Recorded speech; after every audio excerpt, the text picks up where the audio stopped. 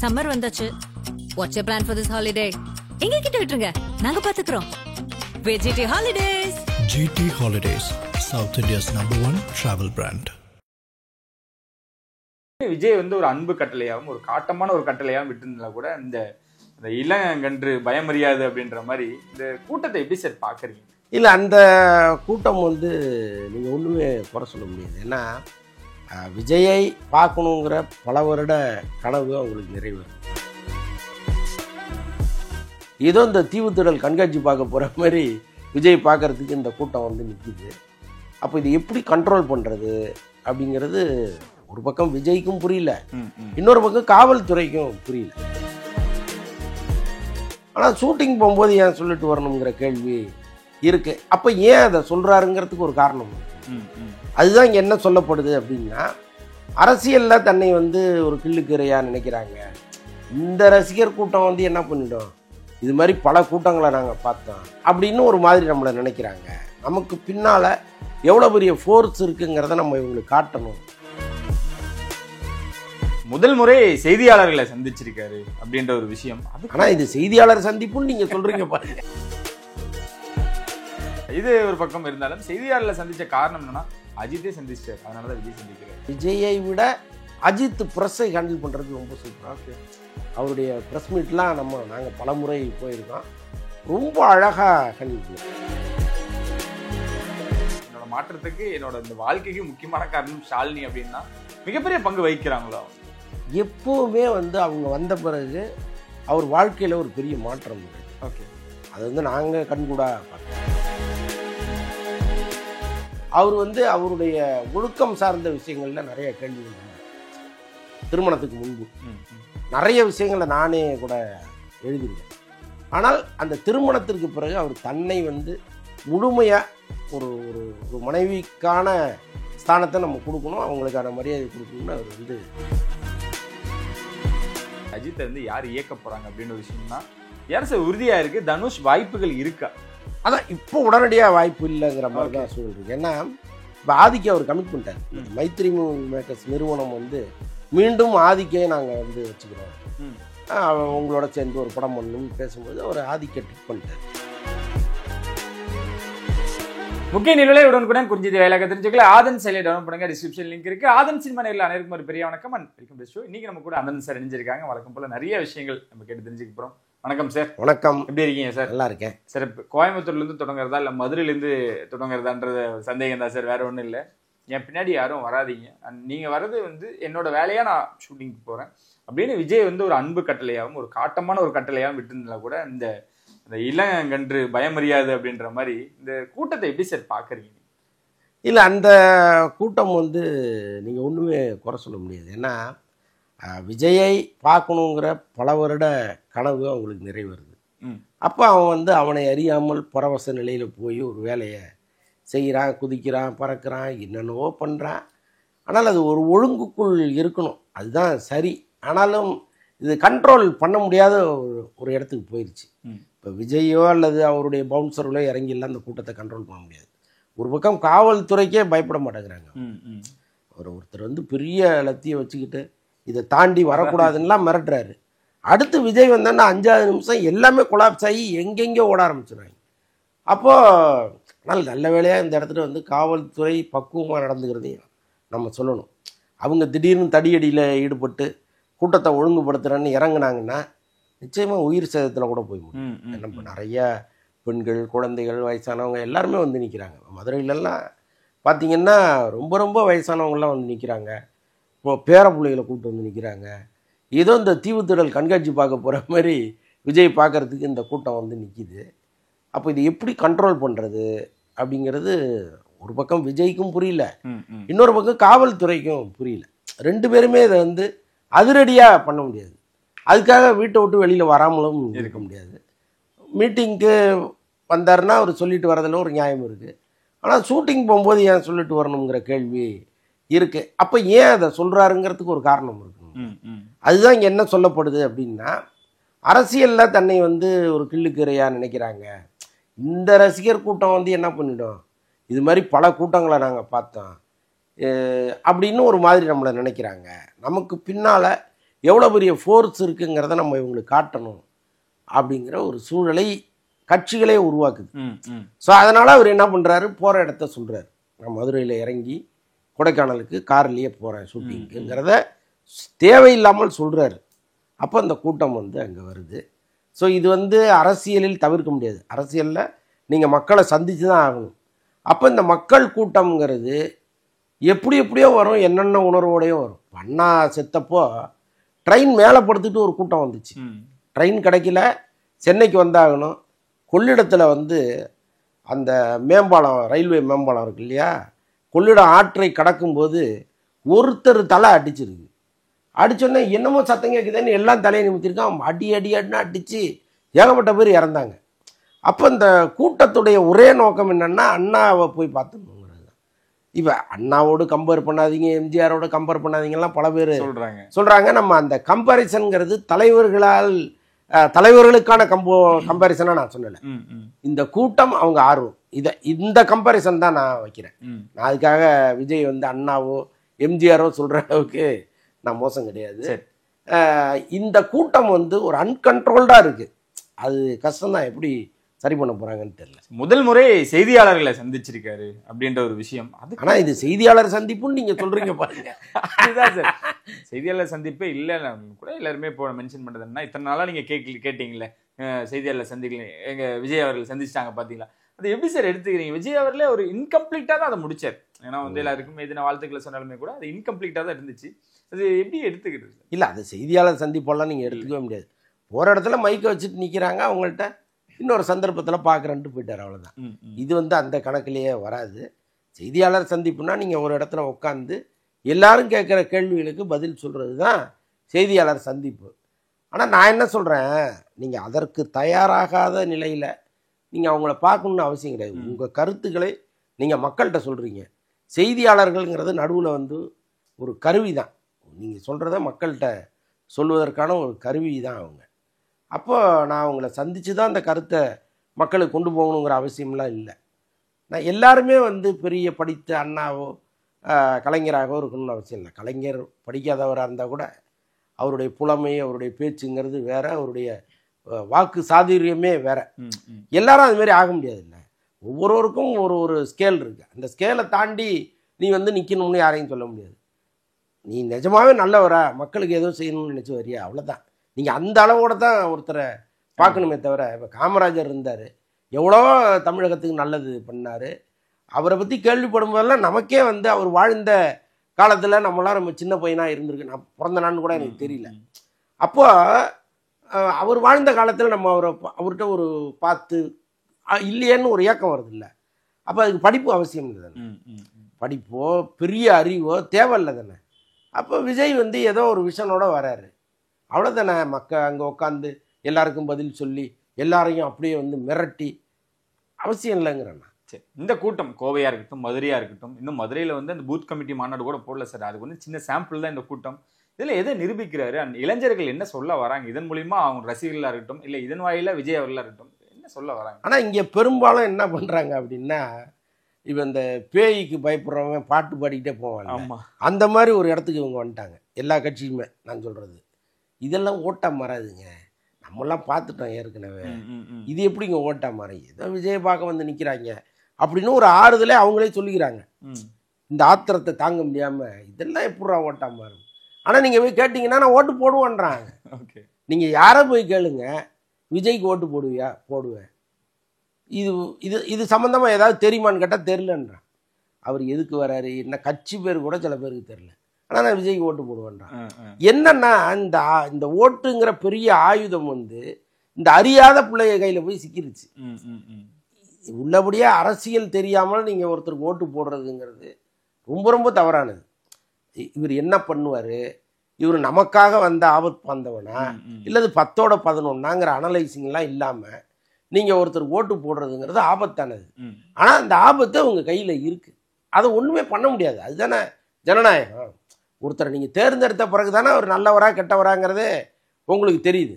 அப்போ இதில் வந்து நீங்கள் அது ஓட்டா மாறாதுன்னா நீங்களே உங்களுக்கு சமாதானம் சொல்லிக்கிறதுல எந்த பிரயோஜனமும் கிடையாது.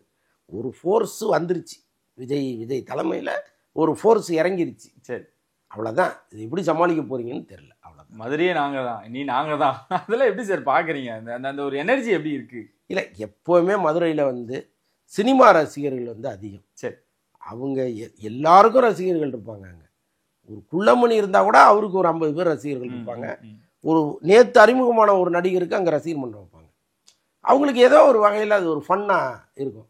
ஒரு கட்டத்தில் வந்து இப்போ அஜித், விஜய், ரஜினி, கமல் இந்த மாதிரி பெரிய நடிகர்களை வந்து அவங்க தெய்வமாக கொண்டாட ஆரம்பிச்சிடுறாங்க. அது மதுரைக்கான ஒரு ஸ்பெஷலாக இருக்குது. ஓகே. எம்ஜிஆர் ஜெயிச்சதே முதல்ல திண்டுக்கல் தானே. எம்ஜிஆர் கட்சி வந்து திண்டுக்கல்ல ஒரு வேட்பாளர் நிறுத்தி முதல்ல அங்கே தான் ஜெயிச்சுது. சரி. அப்போ எல்லாருமே ஒரு பரீட்சாத்த முயற்சியில் அங்கே போய் நின்று ஜெயிக்கிறதா தான் வழக்கமாக வச்சுருக்காங்க. அப்போ மதுரை வந்து நடிகர்களுக்கான ஒரு மண்ணாக இருக்குது. ஸோ அப்போ விஜய் அங்கே போய் இறங்கும்போது அது என்ன ஆக போகுதுன்னு தான் நமக்கு தெரியல. சரி, இது ஒரு பக்கம் இருந்தாலும் செய்தியாளர்களை சந்திச்ச காரணம் என்னன்னா அஜித்தே சந்திச்சார், அதனால தான் விஜய் சந்திக்கிறார். அஜித் அவர்களோட அந்த அதுவும் பிரஸ் மீட் கணக்கில் வராது சார். இருந்தாலும் அதை எப்படி பார்க்குறீங்க? அந்த கூட்ட நெரிசலாக இருக்கட்டும், ஹாஸ்பிட்டல் அட்மிட் ஆனாங்க, இதனால தான் அப்படின்ற விஷயங்களா இருக்கட்டும், ஏகே அவர்கள் சம்மந்தப்பத்தின வர தகவல்கள் எப்படி பார்க்குறீங்க? இல்லை, அவரும் வந்து இப்போ அவருடைய பிடிவாதத்தை தளர்த்திட்டு இறங்கி வந்திருக்காருங்கிறத நம்ம ஒத்துட்டு தான். ஓகே. ஏன்னா ஒரு கட்டத்தில் இவங்க வேண்டாம், யாரையும் நம்ம சந்திக்க வேண்டாம் அப்படின்னு இருந்தார். இன்னைக்கு வந்து ஆங்கில ஊடகங்களை சந்திக்கிறாரு, அவங்களுக்கு பேட்டி கொடுக்குறாரு. தமிழ் ஊடகங்களை சந்திக்கிறது இல்லைங்கிறதுல நமக்கு ஒரு பெரிய வருத்தம் உண்டு. நம்மளை சந்திக்க வேண்டாம், அவர் இங்கே இருக்கிற யூடியூபர்ஸை யாரையுமே அவர் சந்திக்க வேண்டாம். குறைந்தபட்சம் மெயின் ஸ்ட்ரீமில் இருக்காங்க பல பேர். இப்போ நியூஸ் 18ல் கார்த்திகை செல்வன் இருக்காரு, அந்த பக்கம் தந்தியில் அசோகவர்ஷினி இருக்காங்க, இன்னும் நிறைய பேர் இங்கே இருக்காங்க. ஸோ அவங்கள யாரையாவது ஒருத்தரை சந்தித்து கூட தமிழில் ஒரு பேட்டியை கொடுக்கலாம். ஏன்னா அவர் ஆங்கிலத்திலேயே பேசுகிறாரு, வட மாநிலங்களில் இருக்கிறவங்க பேட்டி எடுக்கிறாங்க. ஸோ அந்த வருத்தம் நமக்கு இருக்குது. அது ஒரு பக்கம் தனியாக வச்சுருங்க. ஓகே. இப்போ அவர் வந்து பல படிகள் இறங்கி வரார். இப்போ டெல்லியில் வந்து அவர் பத்மபூஷன் விருதை வாங்கிட்டு ரொம்ப கமுக்கமாக எப்போ இங்கே வராருன்னு தகவலை சொல்லாமலே கூட வீட்டுக்கு போயிடலாம். ஆனால் இங்கே இருக்கிற ஊடகங்களை அவர் பார்க்கணும்னு நினைக்கிறாரு. அதனால தான் சுரேஷ் சந்திரா மூலமாக சொல்கிறாங்க இத்தனை மணிக்கு அஜித் வரப்போகிறாரு அப்படின்னு. இது வரைக்கும் எத்தனையோ முறை அஜித் வந்து ஏர்போர்ட் வழியாக எங்கெங்கேயோ போயிருக்காரு. ஆனால் எப்போவுமே ஊடகங்களை அவர் சந்தித்ததில்லை, ஊடகங்களை அவரை டிஸ்டர்ப் பண்ணதில்லை. ஏன்னா அவர் ஒரு கொள்கையை வச்சுருக்காரு, நம்ம போய் ஓயாமல் மைக்கை நீட்டி நிற்கக்கூடாதுன்னு அவங்க போகிறதில்ல. ஆனால் இந்த முறை அவரே அதை விரும்புகிறார். அதனால தான் அவங்கள நோக்கி அவர் வர்றார். ஆனால் இவங்க ஒரு அளவுக்கு அதிகமாக அங்கே ஒரு ப்ரெஷர் கொடுக்கும் பொழுது, ஒரு தள்ளுமுள்ளு ஏற்படும் போது பேசணும்னு நினைக்கிறவர் கூட பேசாமல். ஓகே. அதுக்கு காரணம் வந்து அஜித்தை நான் சொல்ல மாட்டேன், இவங்க தான். இவங்க கொஞ்சம் ஆர்கனைஸ்டாக நின்று மைக்கு அப்படி டேபிளில் போட்டுட்டு நின்றுட்டு தூரமாக நின்று சார் ஒரு 10 வார்த்தை பேசிட்டு போங்கன்னா அழகாக பேசிட்டு போகிறவர் தான். அங்கே அந்த சூழலை இவங்க கிரியேட் பண்ணலை, அவர் பேசலை, அவ்வளோதான். ஆனால் இந்த நேரத்திலும் நான் கேட்பது என்னென்னா, இவ்வளவு படிகள் நீங்கள் இறங்கி வந்துட்டீங்க, உங்களுடைய மனதில் இருப்பதை இந்த மக்களுக்கு ரொம்ப அழகாக நீங்கள் ஏதோ ஒரு மெயின் ஸ்ட்ரீமில் உட்காந்து தமிழில் பேசிட்டீங்கன்னா நல்லாயிருக்கும். சார் நேரில் சந்திக்கலாம் அப்படின்னு இருக்காரு சார், என்ன அர்த்தம்? அங்கதான் ஒரு இக்கு வச்சிருக்காரு. இல்லை, அவர் விஜயை விட அஜித் ப்ரெஸ்ஸை ஹேண்டில் பண்ணுறது ரொம்ப சூப்பராக. ஓகே. அவருடைய ப்ரெஸ் மீட்லாம் நாங்கள் பல முறை போயிருக்கோம், ரொம்ப அழகாக ஹேண்டில் பண்ணுவார். நீங்கள் எவ்வளவு முரட்டுத்தனமான கேள்வியாக இருந்தால் கூட அதை ரொம்ப சாஃப்டாக அவர் டீல் பண்ணிடலாம் நான் பார்த்துருக்கேன். அந்த திறமை வந்து அவர்கிட்ட எக்கச்சக்கமாக இருக்குது. ஸோ அதனால் அவர் வந்து ஒரு பத்திரிகையாளர் சந்திப்பு நடத்தினார்னா ரொம்ப இன்ட்ரெஸ்டிங்காக இருக்கும், அதை தனியாக விட்டுருங்க. ஆனால் அஜித் மீட் பண்ணாருங்கிறதுக்காக தான் விஜய் மீட் பண்ணாருன்னு நம்ம அதை எடுத்துக்க முடியாது. ஏன்னாப்பா அன்னைக்கு வந்து அவர் மதுரையில் இறங்கி போகிற தகவலை சொல்லிட்டாங்க. அப்போ எல்லாருமே அங்கே வந்து நிற்க தானே செய்வாங்க. அப்போ நீங்கள் அவங்கள வந்து தள்ளி விட்டு போக முடியாதுல்ல. அப்போ ரொம்ப ஸ்மூத்தாக சில பதில்களை சொல்லிட்டு போகிறாரு. சேப்பாக்கம் போகிறாரு சார், அதுக்கப்புறம் பத்மபூஷன் வாங்குறாரு, வந்து ஏர்போர்ட்டில் எல்லாரையும் சந்திக்கிறாரு. இவ்வளோ மாற்றங்கள் நடந்திருக்கு. அதுலேயும் இன்னும் போகிற எல்லா இடங்களையும் சொல்கிறது, என்னோட மாற்றத்துக்கு என்னோட இந்த வாழ்க்கைக்கு முக்கியமான காரணம் ஷாலினி அப்படின்னா மிகப்பெரிய பங்கு வகிக்கிறாங்களோ அவங்க. எப்போவுமே வந்து அவங்க வந்த பிறகு அவர் வாழ்க்கையில் ஒரு பெரிய மாற்றம் நிகழ்ந்துருக்கு. ஓகே. அது வந்து நாங்கள் கண்கூடாக பார்த்துருக்கோம். ஏன்னா அதுக்கு முன்னாடி இருந்த அஜித்துங்கிறவர் வேற. அவர் ஒரு காட்டாற்று வெள்ளம் மாதிரி மனசில் பட்டதெல்லாம் அடித்து துவம்சம் பண்ணுற ஒரு ஆள். அவர் வந்து வாயை திறந்தாலே யாரையாவது திட்டுறதுக்கு பயப்படவே மாட்டார். ஓகே. பேட்டிலே பேசுவார். அது மாதிரி அப்படிப்பட்ட ஒரு நபராக அவர் இருந்தார். ஷாலினியை கல்யாணம் பண்ண பிறகு டோட்டலாக அவர் மாறினார். அவரை வந்து ரொம்ப அவங்க ஒரு இலகுவான ஒரு ஆளாக மாற்றினதில் பெரும்பங்கு ஷாலினிக்கு. அதே மாதிரி ஒரு ஃபேமிலியாக ஆன பிறகு அவர் வந்து அவருடைய ஒழுக்கம் சார்ந்த விஷயங்களில் நிறைய கேள்விகள் உண்டு. திருமணத்துக்கு முன்பு நிறைய விஷயங்களை நானே கூட எழுதியிருக்கேன்.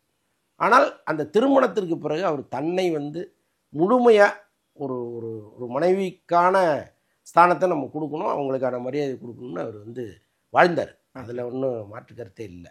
அஜித் செதுக்குனது அப்படின்னு பார்த்தாலே கட்டாயமா அவங்க ஒன்றும் இல்லை. இப்போ வந்து இந்த ஸ்போர்ட்ஸ் போகிறாரு, ரொம்ப ஆபத்தான ஒரு விளையாட்டு.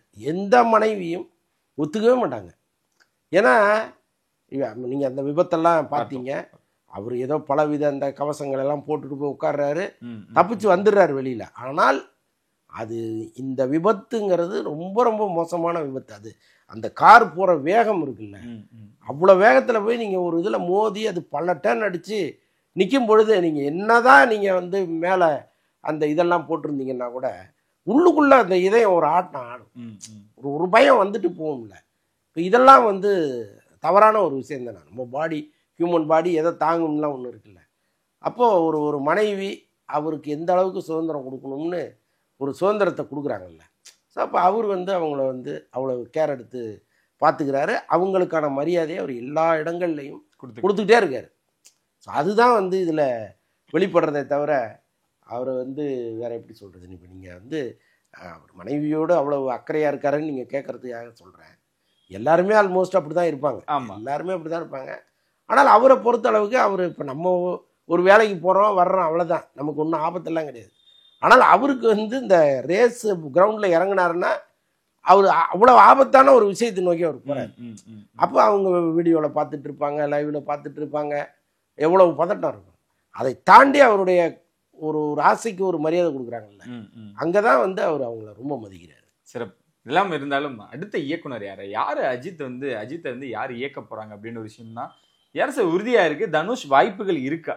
அதான் இப்போ உடனடியாக வாய்ப்பு இல்லைங்கிற மாதிரி தான் சூழல் இருக்குது. ஏன்னா இப்போ ஆதிக்கே அவர் கமிட் பண்ணிட்டார். இந்த மைத்ரி மூவி மேக்கர்ஸ் நிறுவனம் வந்து மீண்டும் ஆதிக்கே நாங்கள் வந்து வச்சுக்கிறோம், உங்களோட சேர்ந்து ஒரு படம் பண்ணணும்னு பேசும்போது அவர் ஆதிக்க டிக் பண்ணிட்டார். ஓகே. இப்போ செப்டம்பர் ஆகஸ்ட்லேருந்து ஷூட்டிங் கிளம்புறதெல்லாம் ஒரு பிளான் பண்ணிட்டாங்க. அதனால் தனுஷ் ப்ராஜெக்ட்டுங்கிறது இன்னும் தள்ளி போகிறதுக்கு வாய்ப்பு இருக்குது. ஆனால் தனுஷனுடைய லைன் அவருக்கு பிடிச்சிருச்சு. ஓகே. தனுஷ் சொன்ன லைன் பிடிச்சிருச்சு, டெவலப் பண்ணுங்கன்னு சொல்லிட்டாரு. நடுவில் அவர் சென்னைக்கு வரும்போது தனுஷ் சென்னையில் இல்லை, அவர் பேங்காக் போயிட்டார். அங்கேயே ஒரு 10 நாள் தங்கிட்டார் இந்த படப்பிடிப்பு. அப்போ இவரும் அவரும் சந்திப்பதாக இருந்த மீட்டிங் வந்து 2 பேரும் பிஸியாக இருக்கிறதுனால முடியாமல் போச்சு. இப்போ நான் ஜூனில் கதை கேட்குறேன்னு சொல்லியிருக்காரு அவர். இப்போ ஜூனில் ஒருவேளை கதையை கேட்டாருன்னா அதுக்கு அடுத்த படம் இதுவாக கூட இருப்பதற்கு வாய்ப்பு. ஓகே. ஆனால் சுகுமார் பேர் அடிப்படை என்ன காரணம் சார்? நடுவில் சுகுமாரும் இயக்க போகிறோம் இல்லை, அதுக்கெல்லாம் வாய்ப்பு. அது வந்து இந்த இதுதான் KGF 3ல் அவர் நடிக்கிறாருன்னு ஒரு கதை ஒன்று. அந்த மாதிரி அதுவும் ஒரு கதை. பிரசாந்த் நீல் மாதிரி இது ஒரு கதை, அவ்வளோதான். ஓகே. இந்த மே 1க்கு 3 படங்கள் ரிலீஸ் ஆயிருந்தது. அதில் குறிப்பாக ரெட்ரோ அது பெரிய எதிர்பார்ப்போட சூர்யாவுக்கு முக்கியமான ஒரு படமாகவும் அது இருந்தது. எப்படி சார் இதுக்கு வரவேற்பு? கிட்டத்தட்ட அதை உடச்சிட்டாரோ கங்குவாக்கு அப்புறம் அவர் அவ்வளோதான் முடிஞ்சு அப்படின்லாம் சொன்ன விமர்சனங்களுக்கு இந்த படம் எந்த மாதிரியான ஒரு பதிலடி? இல்லை, கங்குவாவோட பெட்டரான படம், அதில் ஒன்றும் மாற்று கருத்தே கிடையாது. ஆனால் கங்குவாவுக்கு பிறகு ஒரு அதிரடியான வெற்றி படத்தை தான் கொடுத்துருக்கணும். அப்படி ஒரு கதையைத்தான் அவர் தேர்ந்தெடுக்கணும். ஆனால் அவர் தேர்ந்தெடுக்க தவறிட்டாருங்கிறது ஒரு மிகப்பெரிய வருத்தம் தான் நமக்கு. ஓகே. எந்த அடிப்பில் சார் இப்போ கார்த்திக் சுப்புராஜ் அப்படின்னு வரப்ப அந்த நேரம் அப்படின்னு ஒரு விஷயம் இருக்கு. 2 மணி நேரம் 48 நிமிஷம்ன்றது இந்த மாதிரி நிறைய படங்கள் நம்ம பேசிருக்கோம், இந்தியன் 2 உட்பட. இது தொடர்ந்து எதனால எந்த ஒரு கான்ஃபிடன்ஸ்? அதாங்க, அவங்கள்ட்டே ஒரு தெளிவு கிடையாது. நம்ம என்னத்தை எடுக்கணுங்கிற தெளிவு முதல்ல அவங்களுக்கு வேணும். நீங்கள் புத்தகமாக எழுதி அதை வந்து நீங்கள் இதைத்தான் எடுக்க போகிறோன்னு முடிவு பண்ணிட்டு நீங்கள் வந்தீங்கன்னா அது இவ்வளவு லென்த்து எந்த படமும் வராது. ஏன்னா நீங்கள் படத்தில் வைக்கிறது இவ்வளவுன்னா வெட்டி போட்டது எவ்வளோ இருக்கும். அப்போ அவ்வளவு வேஸ்ட்டு தானே. எவ்வளோ உழைப்பு, எவ்வளோ பேருக்கு சம்பளம், எத்தனை நாள் ஷூட்டிங்கு, எவ்வளோ பேட்டா, அதெல்லாம் பார்த்தீங்கன்னா அது அவ்வளோ பெரிய செலவாக வந்திருக்கும். அப்போ உங்கள்கிட்ட ஒரு தெளிவு இல்லாமல் படம் எடுக்கிறீங்க. இன்னொன்று, இந்த விமர்சகர்கள் சொல்கிறத எதையுமே நீங்கள் காதில் வாங்கிக்கிறது இல்லை. எங்கேயோ உட்காந்து கரெக்டாக முரட்டுன்னு கத்திட்டு இருக்காங்க இவங்க சொல்கிறத நாம் எதுக்கு கேட்கணுங்கிற எண்ணம் உங்கள் மண்டையில் போய் உட்காந்துருச்சு. எந்த விமர்சகராகுது 3 மணி நேரம் படம் சரி, 2.25 மணி நேரம் படம் சரின்னு சொல்லியிருக்காங்க? சொன்னதே கிடையாது. ஏங்க இப்படி சாவடிக்கிறீங்க, 2.5 மணி நேரத்தில் கொடுங்களேன் அப்படின்னு தான் கதறாங்க. அப்போ 2.5 மணி நேரத்தை ஒரு படம் தாண்டும் போது அது எவ்வளவு நல்ல படமாக இருந்தாலும் ஒரு சோர்வு கொடுக்குது. நல்ல படமே சோர்வை கொடுக்கும்போது இந்த மாதிரி படங்கள் என்ன ஆகும்? அப்போ கட்டாயமாக வந்து ஒரு கோபத்தோடு தான் வெளியில் வர்றான் படம் பார்க்க வரவன். அப்போ அந்த இடத்துட்ட முதல்ல இவங்க சரி பண்ணியிருக்கணும். அப்போ வெட்டுறதுக்கான வாய்ப்பே இல்லை, எங்கேயுமே இல்லை அப்படின்னு சொல்லவே முடியாது. முன்னெல்லாம் ஆப்ரேட்டரே வெட்டி போட்டுருவார். இப்போ அப்படி அந்த வசதி இல்லை கியூப்லேருந்து போகிறதுனால. முன்னெல்லாம் ஃபிலிமில் அவருக்கே தெரியும், ஒரு படத்தை போடுவார், எங்கெங்கே கை தட்டுறாங்களோ அதை வச்சுட்டு பாக்கி எல்லாத்தையும் அவரே கழிச்சு விட்ருவார். கழிச்சு விட்டு 2.25 மணி நேரம் படமாக போட்டு விட்ருவாங்க தேட்டரில். அதனால தான் பல படங்கள் 100 நாள்லாம் ஓடிச்சு. இன்றைக்கி அப்படி ஒரு வாய்ப்பு இந்த விஞ்ஞானம் கொடுக்கல. கொடுத்துருந்தா சிறப்பாக இருந்திருக்கும். ஓகே, அதுதான் அது படம் சுமாராக இருக்குங்கிறது ஒரு பக்கம், இந்த லெங்த் இன்னும் கொஞ்சம் கூடுதல் மிகப்பெரிய ஒரு விஷயம். இறுதியா சிலம்பரசன் அவர்கள் தன்னோட 2வது இன்னிங்ஸை தொடங்கிட்டார். அந்த தக் லைஃப்ல இருந்து அதோட வெற்றி அது ரிலீஸுக்கு தயாராக இருந்தாலுமே கூட 49 இன்னைக்கு ஷூட்டிங் பூஜையோட தொடங்கியிருக்காங்க சார். என்ன நடக்க போகுது? சிலம்பரசனோட அடுத்த கட்டம் அந்த செகண்ட் இன்னிங்ஸ் எப்படி இருக்க போகுது? சிலம்பரசன் வந்து அவர் ஒரு புது மனிதனாக மாறிட்டார். ஓகே, அவர் வந்து தொடர்ந்து சினிமாவுக்காக டைம் ஸ்பெண்ட் பண்ணுறது, அந்த மற்ற கெட்ட பழக்கங்கள்லாம் கம்ப்ளீட்டாக ஒதுக்கி வச்சுட்டு முழுக்க நம்முடைய நோக்கம் இதுதான், இங்கே வந்து ஒரு சரியான இடத்த நம்ம பிடிச்சிடணுங்கிறது அவருக்கு வந்துருச்சு. ஸோ அதை நோக்கி ஓட ஆரம்பிச்சிருக்கிறாரு. அதான் இப்போ இந்த படம் கொஞ்சம் தள்ளி போகுது அப்படின்னா இம்மீடியட்டாக நம்ம ஏன் சும்மா உட்காந்துருக்கணும், அந்த படத்து வேலையை பாருங்கிற அளவுக்கு அவர் ரொம்ப தயாராகிட்டு இருக்கார். ரொம்ப ஆச்சரியமான மாற்றம் தான் அது. ஓகே, 50 வெயிட் பண்ணாலுமே கூட 49ல சந்தானமும் சிலம்பரசனும் இணைஞ்சிருக்காங்க. கண்டிப்பா இது ஒரு வெற்றிக்கான ஒரு கூட்டணியாக தான் எதிர்ப்பு நம்ம பார்க்க முடியும். கட்டாயமாக இருக்கும். அது சந்தானம் வந்து இன்னைக்கு பல படங்களில் ஒரு செகண்ட் ஹீரோவாக வர்றதுங்கிறது வந்து பேர் தான் செகண்ட் ஹீரோ, ஆனால் அந்த படத்தில் ஒரு காமெடி தான் பண்ண போகிறாரு. டோட்டலாகவே இந்த சினிமா ரசிகர்களுக்கு அது ஒரு பெய்யும் மழையாக இருக்கும்னு நான் நம்புகிறேன். ஏன்னா அவ்வளவு ட்ரை ஆகி போச்சு காமெடி. வடிவேலு இப்போ கேங்கஸில் வந்தார், சில இடங்களில் நம்ம சிரித்தோம். அந்த படம் வந்து பெரிய அளவுக்கு எதிர்பார்த்த அளவுக்கு போகலை. நான் கூட வடிவேலான கம்பேக் தான் ஒன்றும். அந்த படத்தில் வந்து ஒரு அவர்ஷன் வடிவேலை நம்ம பார்க்கல. பல வருடங்களுக்கு முன்னாடி பார்த்த வடிவேல் சில இடங்களில் நமக்கு தெரிஞ்சார். இன்னும் கொஞ்சம் சரி பண்ணிட்டாருன்னா பழைய வடிவேல் முற்றிலுமாக நமக்கு கிடச்சிருவார். சரி, பட்டு இப்போ இவங்க 2 பேரும் இப்போ வந்தது வந்து நிஜமாகவே மனதுக்கு ரொம்ப ஆறுதலாக இருக்குது. இருந்தாலும் யார் கூப்பிட்டுமே போகாத சந்தானம், ரஜினி அவர்களா இருக்கட்டும், எந்த படத்துலயும் விஜய் அவர்கள் படமா இருக்கட்டும், உதயநிதி ஸ்டாலினே கூப்பிட்டு போலங்க. ஒரு முதலமைச்சருடைய பையன் அவர் படத்தில் நடிக்கிறதுக்காக கூப்பிடுறாரு, ஆனால் முடியாதுன்ட்டார் அவர். சரி, அப்போ அந்த அளவுக்கு உறுதியாக இருந்தவர் சிம்புவுக்காக எப்படி இறங்கி வந்தாருன்னா சிம்பு மேலே அவ்வளோ மரியாதை வச்சுருக்காரு. அதான் சொல்கிறாரு அவர், சிம்பு சார் கூப்பிட்டாருன்னா நான் வந்துடுவேன், கதையெல்லாம் கேட்க மாட்டேன், சம்பளம்லாம் கேட்க மாட்டேன். அவர் என்ன கொடுக்குறாரோ சரி, என்ன கதையாக இருந்தாலும் சரி. இந்த நன்றி இருக்குல்ல, இது சினிமாவில் ரொம்ப கம்மி. யாருமே வந்து கடைசி வரைக்கும் அதெல்லாம் நினச்சிட்டே இருக்க மாட்டாங்க. நான் சினிமாவுக்கு வந்ததுக்கு அவர் தான் காரணம், நான் அவர் என்ன சொன்னாலும் கேட்குறேன்னு ஒருத்தர் சொல்கிறாருன்னா அவர் எவ்வளோ ஒரு பண்பட்ட மனிதராக இருக்க முடியும். ஓகே, இந்த ஒரு கூட்டணியோட ஒரு படத்திலும் நம்ம எடுத்து பார்ப்போம் சார். ரொம்ப நன்றி சார். நன்றி. நிறைய விஷயங்களோட பயந்துட்டீங்க. நினைச்சலாம் சந்திக்கும் நன்றி வணக்கம்.